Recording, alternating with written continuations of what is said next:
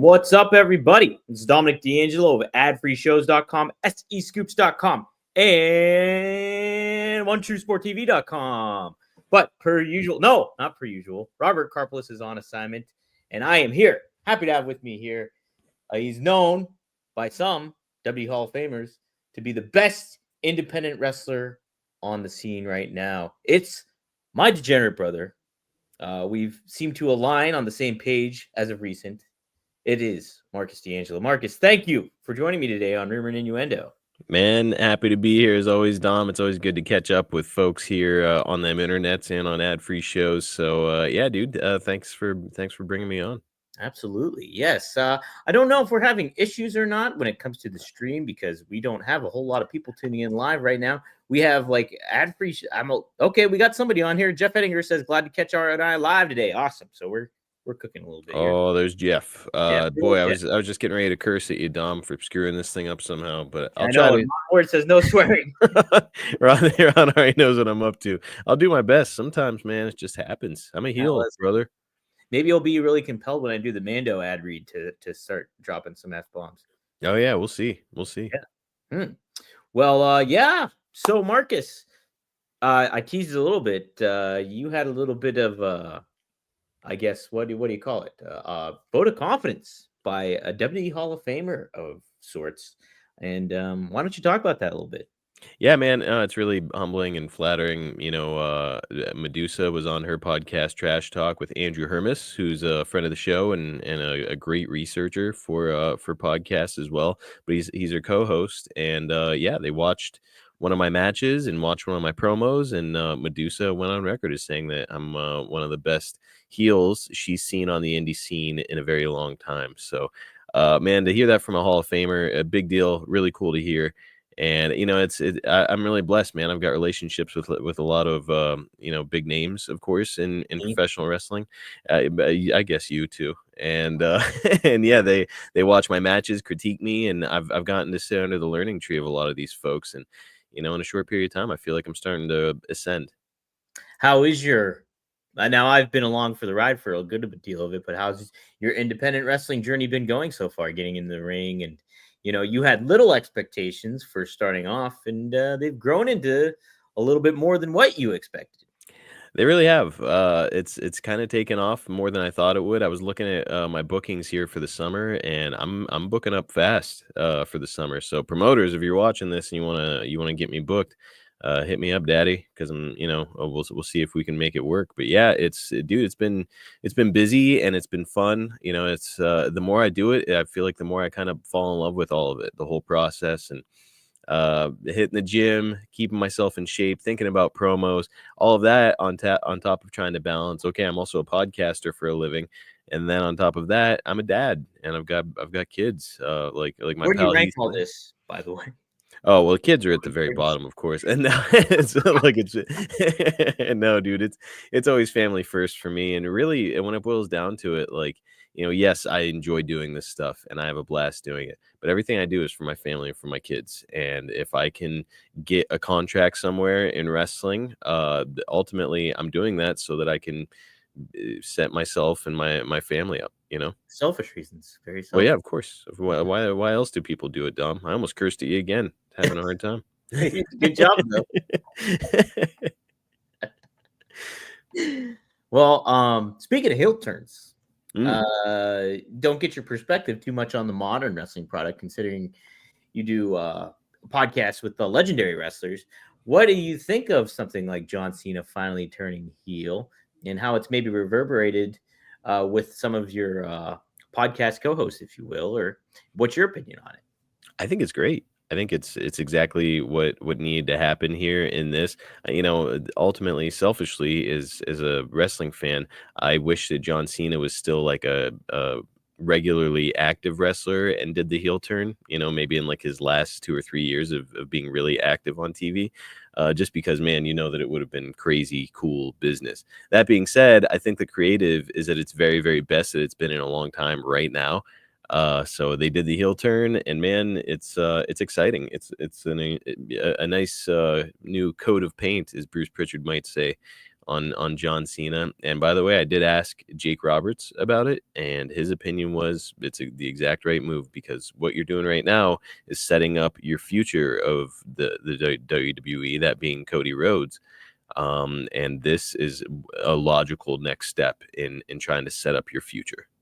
Well, the thing is, too, is John Cena's been somebody that's kind of been like really thoughtful throughout his career when it comes to somewhat protecting himself, but at the same turn, too, looking out for the betterment of the business and the history of the business. So, it only kind of makes sense that, hey, I'm willing to pass the torch, quote unquote, along to Cody and kind of help get somebody else over in this journey. And that doesn't necessarily mean that Cody Rhodes is going to win at WrestleMania. Like, Cena could win the title, and then you could tell a further story of what goes on throughout the rest of the thing and make something very, very more compelling. So, yeah, it's been a fun product to cover, up WrestleMania season here and there. Sometimes you hit your road bumps and your lulls and things like that, but overall, like, I'm with you. The WWE creative product has been overall very good. Hard to argue it, man. And of course, I do work with guys who are from the golden era of wrestling, and I think a lot of fans will look at that period of time. I see it in YouTube comments, and people who reach out to me all the time, and they always say, "Oh boy, wrestling just hasn't been the same." Even the Attitude Era just was not as good as the Golden Era. I think a lot of that is some of it's bias. If you grow up watching a certain product, it's your favorite, and you think it's the best. But there's no arguing the amount of money that WWE is making right now, record highs. Man, it's maybe the numbers aren't quite the same, just because you're asking, there's a lot of streaming services, and you're asking people to hyper focus on, WWE, when there's so many other options out there floating around. But all that being said, Dominic, I think that right now business is as good and creative is as good as it's been in a very, very long time. Well, I guess that leads us to our main topic today, and that is the coverage of the AEW Dynamite. And, Marcus, I know you don't keep tuned into the modern product as much, but I will be asking you some questions in regards to how you overall think of some certain stars and names, and overall, what is your, I guess before we get into that, what is your overall thought process right now, the state of AEW? What the impression is maybe with some like your other legendary co-hosts and things like that when it comes to that product? Well, overall, I think the AEW is, I mean, no matter how you cut it up, slice it or dice it, it's good for professional wrestling to have AEW. There's a lot of tribalism, as we all know, and that's such a buzzword now in wrestling. There's a lot Yeah. of tribalism in wrestling, but if you're a wrestling fan, you should just like the fact that there's competition out there. You should like the fact that WWE is being pushed to do their best creative right now to counter what AEW might be doing and the money that Tony Khan has been throwing around. So it's like ultimately it's a really good thing for wrestling. Now, can AEW be better? Yes. Yeah, it could. Are they hitting their stride with creative the way that WWE is? No, they are not. So there's work to be done. But I think that a lot of people would have said the same thing about whatever, like 1991 WCW, where it's like, boy, this isn't going great. Like they're losing money. They're in the red every single year. They're paying more out on contracts than what they're actually earning. Their merchandise is bad. Like there were a lot of things to be critical of WCW about, but then they pulled the nose up. And they had a good couple years before that ultimately got screwed up by the Time Warner merger. So I say all that to say, Dominic, it needs improving, but that doesn't mean that it's irredeemable. Do you think, I know me and you were very excited when it was first launched. We had a show, two Dynamite dudes we did together, and we would talk about the certain possibilities that would come with that. But do you think they can get back to that level of excitement again, or has that been almost scorched earth? Or do you think there is that opportunity for, hey, that product can get hot again? Well, they always say never in wrestling. So, yes, I believe that if done properly, if treated properly, if you take advantage of the right situations and instances, then yeah, you can absolutely right the ship and turn things around and become ultra hyper competitive with WWE. Are they there right now? I think that everybody can pretty resoundingly say no. But no, man, that's not to say that they can't get there. They need wrestling brains in that building, guys who don't have an agenda, guys who are just doing what's best for the product and best for business, as the saying goes. They need guys in that building to kind of help out with the creative process. And guess what? After that, man, I think that if you get enough of the right guys and you get some new exciting talents to come in the door, man, you could really turn things around. That's it. I think it just boils down to the delegation and what Tony Khan is willing to give up, if he ever is willing to give up some of the reins of the creative aspect of it all, and let the people that know what they're doing and that can help him enhance the product, put them in the position to do so, and just give them the vote of confidence to do that on a week to week basis, Yeah. and tell a cool, engaging story that kind of is a cohesive thread throughout your whole entire product, whether that's on Collision or on Dynamite. So, yeah, but yeah, let's break some of this stuff down. Jeff is asking more Death Riders. Probably not. Hopefully not. Holy smokes! It's been debatable between me and Robert. What's been the worst feud, the Devil storyline or that? I am out on the Death Riders. I know that much. Where's my man Jeffrey Jarrett been on that product, Dominic? That's the big question, right? He was there for the MJF feud, and now he has disappeared. And then they were like, "This is it, my last year in wrestling, the big run." And then it's like, "All right, see you in a couple months then." Where's Jeff? Jeff, what's going on? What's going on here? Well, this is what went on Dynamite. Your boy Kenny Omega actually kicked off the show with a singles match against another guy. I told this story a little bit yesterday. Was Blake Christian? Yes. Kenny got the emphatic win against Blake, which I thought was a good match. I thought it positioned Kenny in the right light. You don't want to give Blake too much offense, and they didn't. And they gave Kenny the opportunity to speak and continue a feud here between Speedball Mike Bailey and him and Ricochet after the fact. So I like what they're doing with Kenny Marcus.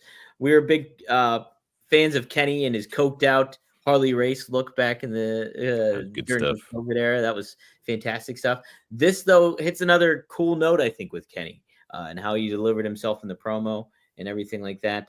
And then how much have you got to catch of the heel version of Ricochet? I've seen some of it. Let me be clear about something though before we move on. You made it sound like me and Blake Christian are like buddies. I No, just caught him in a weird spot one time. that was what was funny. Tell the story because I told a little bit on here. I was backstage at a GCW event in Nashville, and I had to use the bathroom.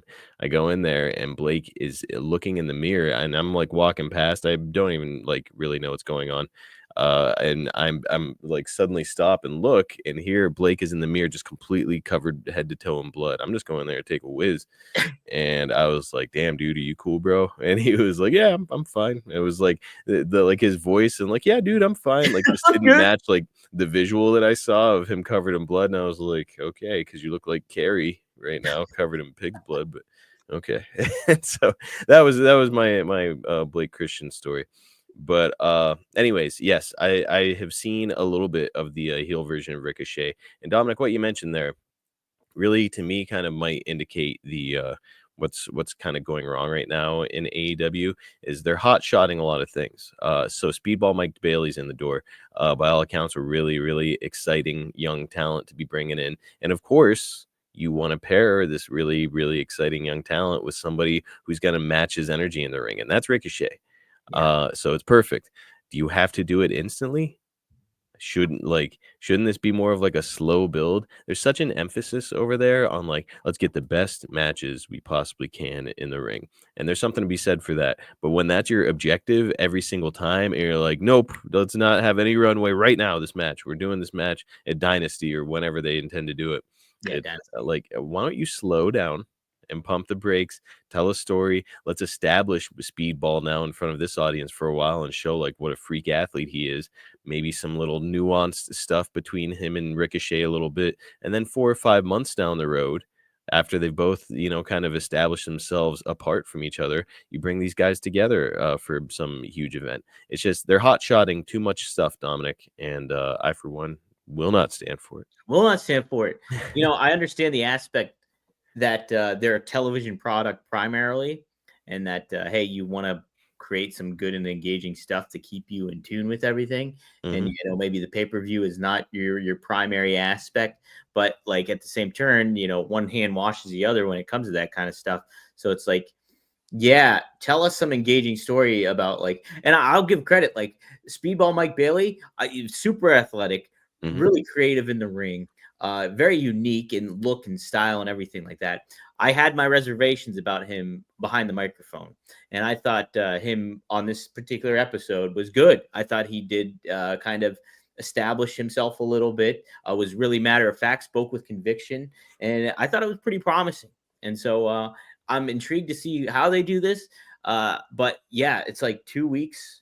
I guess it's maybe a month from now. So they got a little bit of time, Mark. They got a little bit of time to kind of build to him and Ricochet. But it's a three-way match. So it's just like, how much are you going to give away here? I think it's three. Maybe I'm wrong about that. When is Dynasty? Is this early April or what?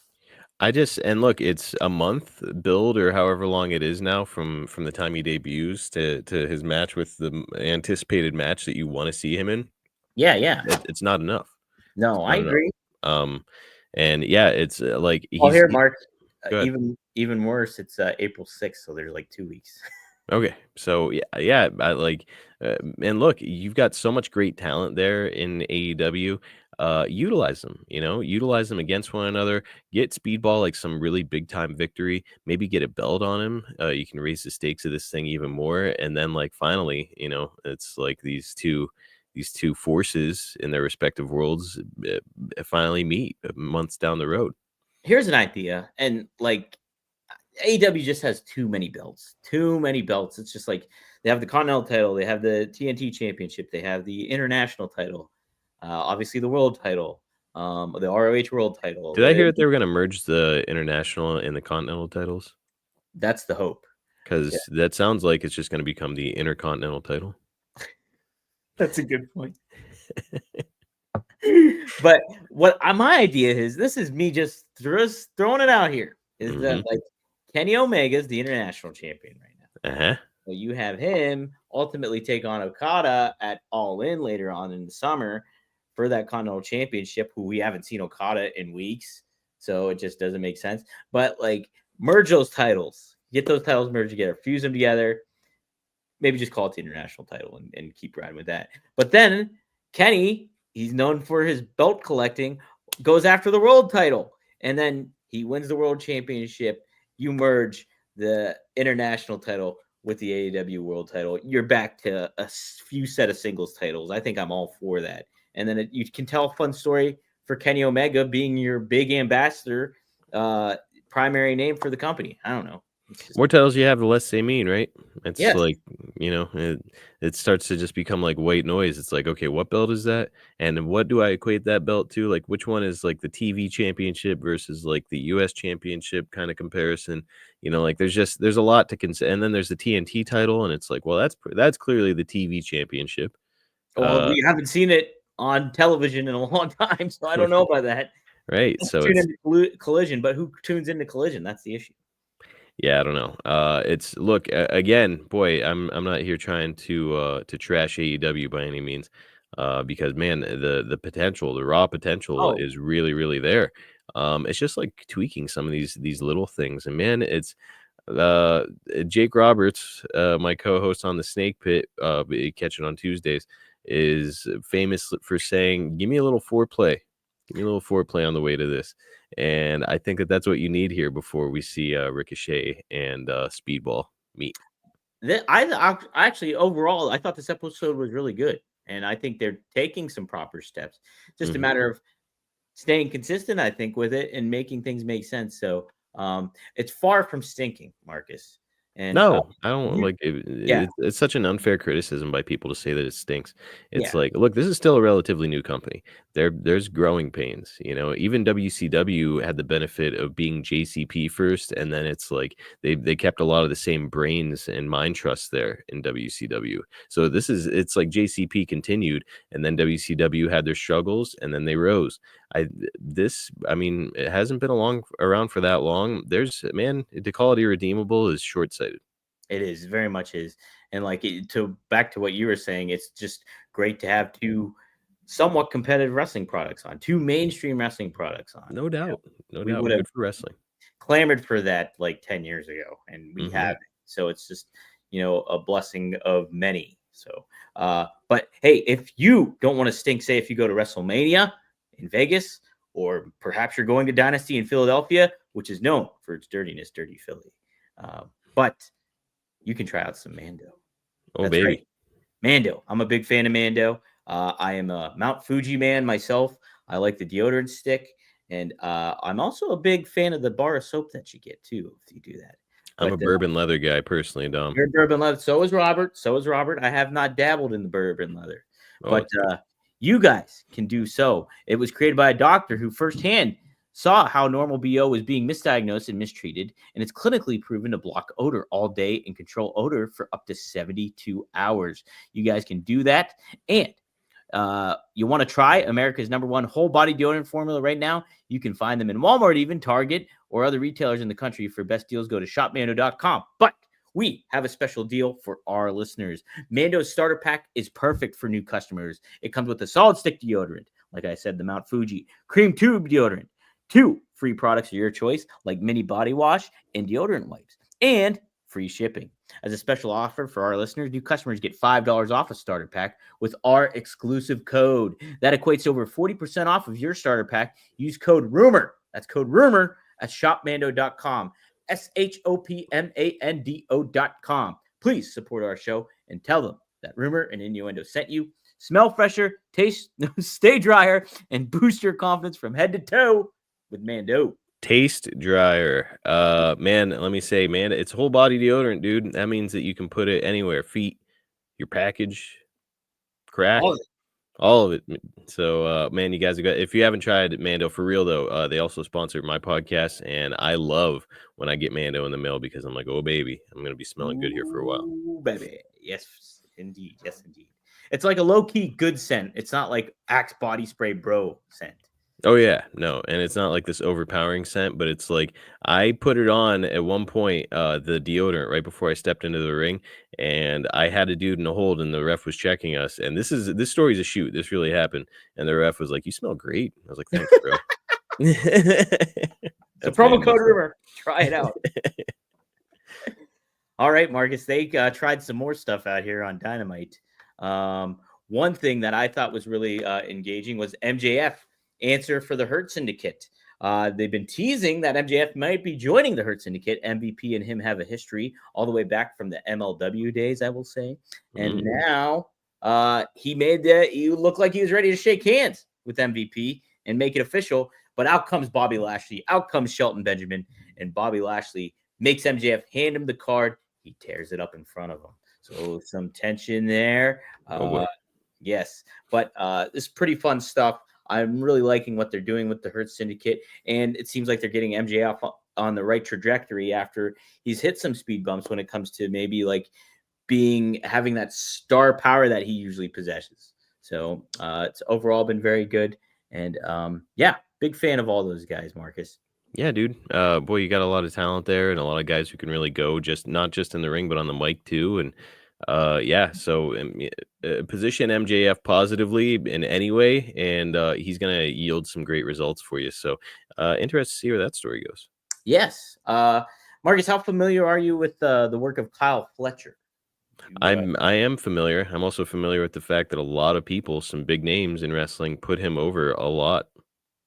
Yeah. Speak about that if you know. Yeah, well, the name that jumps off the top of my head is Jeff Jarrett, who has said that he sees unlimited potential in Kyle Fletcher. And how could you not? You take a look at this guy. He works really well. He's got a great look, great body. He's got like all of the tools, all the intangibles. So, man, he's one of those guys. It's like he passes the airport test. You look at that guy, and you're like, even if you're not a wrestling fan, you have no idea who he is. You look at that guy, and you say like, okay, that guy's somebody. I just don't know what he's from, you know? That's it. Somebody else that passes the airport test is the opponent in Brody King that he took on Dynamite. And they had a heck of a match on there. Kyle Fletcher gets the win. And then we also had a lot of the Don Callis family also take place on this card when we had Powerhouse Hobbs takes on Don Callis's Mark Davis, who was Kyle Fletcher's former tag team partner. and he also loses too against Powerhouse Hobbs. So it just seems like I understand the aspect that you want to build up, and but like I said to Robert yesterday, I'm like, you're putting yourself in a big Sophie's Choice kind of situation where it's like you want to make the Don Callis family feel viable, yet you also want to make your other baby faces feel like credible too at the same time. So it's just like you're trading in one and having another one lose, and it just creates that kind of same rhythm that we're kind of used to when it comes to AEW plugging in opponents and then them losing just to have, I don't know, to further somebody's position, but somebody just gets down put and then you get forgotten about. I don't know. Right. Mhm. Yeah, it's like, look, and that's part and parcel when you've got a lot of talents on the roster, and all of a sudden it's like you've got to start shifting people around. Man, that's to me, that's step number one is kind of narrowing down. Okay, who are my players on this roster? Who are like my biggest chess pieces? And make some decisions on who it is that you're going with. Going forward. Maybe don't renew contracts of those that you don't see a big future in, and start to just kind of pare it down and start to set yourself up as a brand with some faces very specifically tied to that brand instead of a brand of many faces. That's it, man. That's it. The less people you have, and we said this way back early on in Two Dynamite Dudes, the less people you have, the more everybody's going to feel like a star and like you have a clear cut focus on things. No So doubt. that's the key takeaway there. Coming up, what else did I want to talk about real quick? Shoot. Well, we had Timeless Tony Storm and Thunder Rosa teaming up against Megan Bayne and Penelope Ford. This I love the kind of dichotomy between Tony Storm and Thunder Rosa. They're two different people, but they're very cool baby faces. I just want more of the women's division going on in here. They got you mentioned about how stacked the card is already, or in the talent, the roster, but the women's division is really, really good in AEW. And it's a shame we only get like a one match here and there on a card, it seems. Yeah. Mhm. Man, they've got so much talent, and you know how I feel about Thunder Rosa. I love Tony Storm too. I think Penelope Ford is one of the most underrated talents on the roster, man. I think that she's really, really good, got a great look and a bright future. It's just, again, it's a lot of pieces on the chessboard right now. Right. Lots of pieces on the chessboard. Um, Speaking of, we do have a lot of pieces on the chessboard when it comes to that Death Riders angle and Swerve Strickland. Swerve had confronted Moxley, really ran him down about utilizing all these players in the Death Riders and hiding behind people. Swerve, if Swerve's the man to take out Moxley and take out this whole Death Riders angle, I'm 100% for it because it just needs to move on. This thing has been dead in the water forever, and just put your focus on a younger star like Swerve, and get Moxley out of this situation. Whether he's been the creative component for all this stuff, whatever, it's not working. Yeah. Mm-hmm. Yeah, I'm with you. And there's a way to do it, to your point, where you can get rid of it and also use it as a storytelling device and b a launch pad for a younger talent, whether it is Swerve or somebody else. Yeah, man. Um, did anybody give any thoughts on the back spot with the spikes last week? I have not had the chance to talk to any of the guys about it, but working some indie wrestling shows and being around some guys who are like vets and who know the business really well, without naming any names, a lot of them said just dumb, stupid, foolish, a very, very foolish move, because that right there could have been end of career, could have possibly been end of life, could have been end of you using your lower body permanently. You know what I mean? It's Yeah, just one silly thing like that, and for what? What was the payoff coming out of it? Like, what was it? Was it a huge big thing? Did it need to happen to push things forward? not at all. And you know what? It's almost out of people's minds at this juncture. You Yep. know how the wrestling news cycle goes, or how any news cycle goes.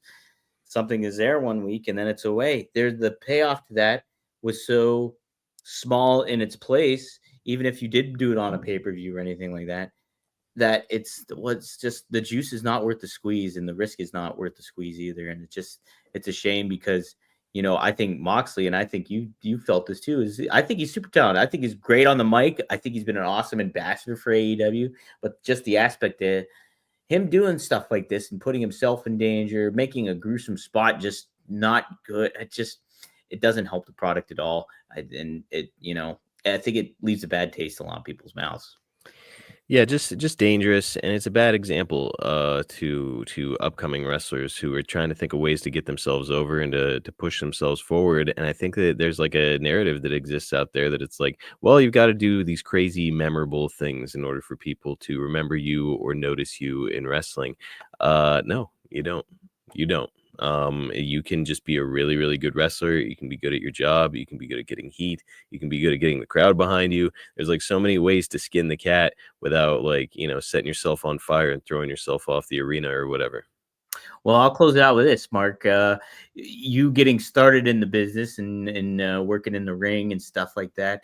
I know you already had a astute knowledge of what maybe you should be doing and how to maybe handle yourself. But did you feel like to a level that you had to prove yourself in certain ways at doing some more, I don't want to say high risk maneuvers, but like maneuvers that, is more appealing to the modern audience, if you will? More than anything, Dom, coming into it, I think that my concern was that there was going to be a perception of me that like this is just that podcast guy. I didn't want it to be like some silly Marcus is it's just this podcast guy is coming in to do some matches and but he's a podcaster. Nope, I'm a wrestler and I also podcast. So like I just started podcasting before I started wrestling. That's the only difference. And so that was my concern coming right out of the gate was like, I don't want that perception to be of like, and I'm not making fun of Sean Ross Sapp in the least. It's cool that he got into the ring, but the perception of him was that it's like, well, it's Sean Ross Sapp, the journalist, came in to do a wrestling match, and then he's going on about his life with journalism.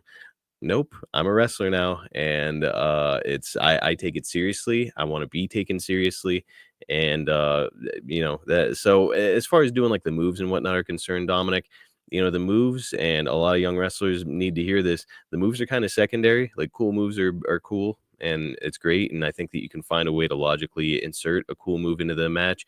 But where the rubber really meets the road is developing your character and interacting with the audience and getting the audience to invest in you.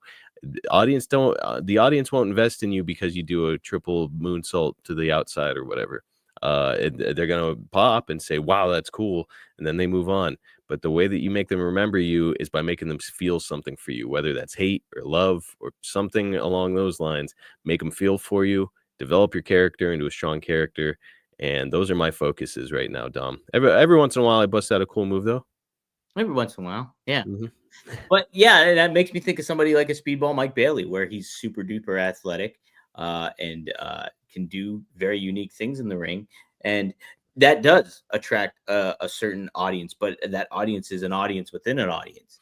Now, what he did on Wednesday here and being able to showcase a little bit of his speaking ability, I think will only perpetuate that a little bit more and hopefully get more eyes on him as a talent and be like, yeah, this is some guy I got to tune into. I mean, Will Ospreay was that initial thought of Will Ospreay was like, yeah, he's great in the ring. He's amazing in the ring, but can he talk on the mic? Well, guess what? He sure as stuff can. But he and so that's like a perfect thing now. So in like Will Ospreay is a big time name that can be a viable person for AEW, and so that's Yep. it. Mm-hmm. Yeah, dude. Like, look, the moves are great, and just keep in mind though that like there's only so many physical human movements that you can do. So wrestling audiences are always like, well, what's next? What's next? If Yeah. you don't have a personality and you're going out there doing every single cool move in the book, you're gonna reach the end of the book eventually. Okay, you're Yes. gonna hit all of the cool moves, and they're all gonna be gone. What's left? What's left afterwards? It's going to be your character that gets you over, and that's the life lesson for today. If there's any indie wrestlers listening to this, And now the book is closed. now the book is closed. So Marcus, let's open it back up Oh, real quick. Look at the mhm. dust jacket. What do you have going on? Dominic, you and I are going to be in Vegas, of course. I'm working for International Wrestling Cartel here in Pittsburgh primarily. I also work for Imagine Wrestling out of Altoona. I've got some other irons in the fire for some other promotions here coming up. Some pretty cool, exciting things on the horizon. So, follow me on social media. You can see it down there below my name, Marcus P. D'Angelo on X. I'm at Real Marcus D'Angelo on Instagram. And I've also got an athletes page on Facebook where you can track me and see what's going on with me. So definitely check me out. Rick Smith is an IWC fan, it appears. Yeah, Pittsburgh, Rick. Shout out to Rick. Where Britt Baker was trained, where Wardlow was trained. They've had a lot of really big names come through the door. Cole Carter. So I'm happy to be working with IWC. And yeah, man, it's again, my calendar's filling up. So if you're a promoter and you want to book me, hit me up on social media. Hit me up. My DMs are open, and let's talk about it. Let's talk some business, baby. Oh, and by the way, I've got 3 podcasts, Dominic. I am also a you? podcaster. Yeah. The Snake Pit with Jake Roberts comes out on Tuesday. I've got Everybody's Got a Pod with Ted DiBiase. We have a new episode coming out tomorrow, and it's all about his match with Jake Roberts 35 years ago at WrestleMania 6 in the Toronto Sky Dome. So go out of your way to check that one out. And Robert Ward is calling me out on my F-bombs, I think. Yeah, didn't remember any F-bombs. Oh, okay, cool, good. Yeah, thank you, Ron. And then the Hacksaw Hour with Hacksaw Jim Duggan. You can find that one exclusively on YouTube at Golden Era Network on YouTube. That's right, man. Check it out. Marcus does great work. And it's fun to see him in the ring, the IWC ring. So, yes, tonight, 9:15 p.m. Eastern Standard Time, you can check it out. Me and RVD. We're going live. We'll be taking your questions. Rob and I will be talking about some current wrestling news, the ongoing saga between Bad Business Bobby Fulton and himself.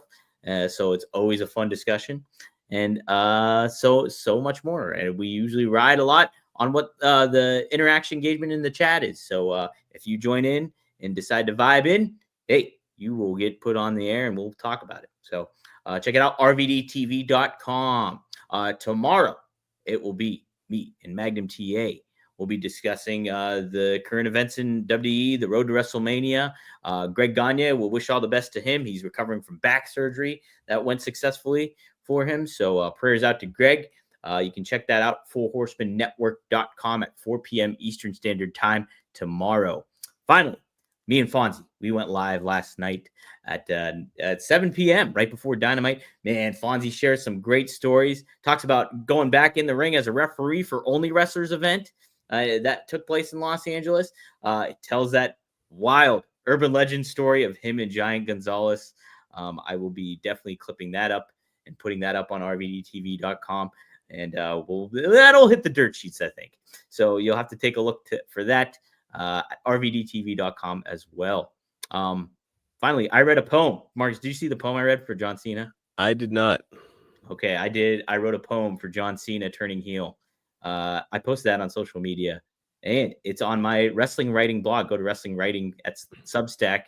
You can check that out and read it.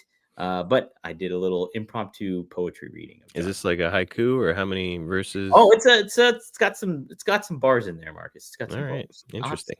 So be sure to check that out.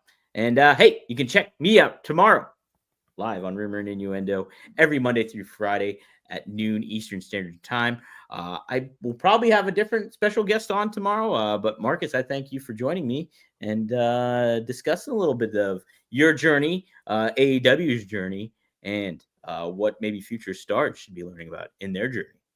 Man, I appreciate you having me on, Dominic, and good to catch up with folks in the chat, and I'll catch you all down the road. So thanks for everybody for tuning in. And hey, you know what? Best of luck in your future endeavors.